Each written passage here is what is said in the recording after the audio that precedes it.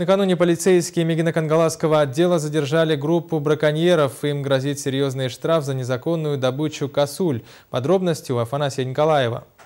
Накануне днем в ходе совместного рейда с департаментом охоты Мегино-Кангаласские полицейские остановили автомобиль УАЗ. Причем даже досматривать машину особо не пришлось. Салон внедорожника доверху был забит тушами косули.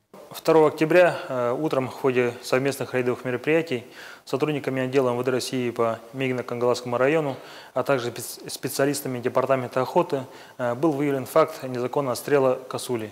В ходе досмотра автомашины УАЗ, принадлежащей 39-летнему жителю села Петровка, были обнаружены в салоне и в багажнике 6 туш косуль. Всего полицейские насчитали 6 косуль, добытых без лицензии.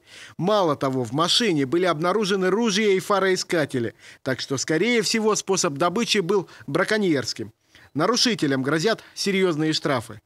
По данному факту возбуждено уголовное дело по части 2 статьи 258 Уголовного кодекса Российской Федерации. Санкция данной статьи предусматривает наказание в виде крупного денежного штрафа до 300 тысяч рублей, а также лишение свободы. Каждый килограмм добытой дичи браконьерам обойдется практически в 1000 рублей. Совместные рейды Департамента охоты и полиции продолжаются по всей Якутии. Афанасий Николаев, НВК «Саха», Якутск.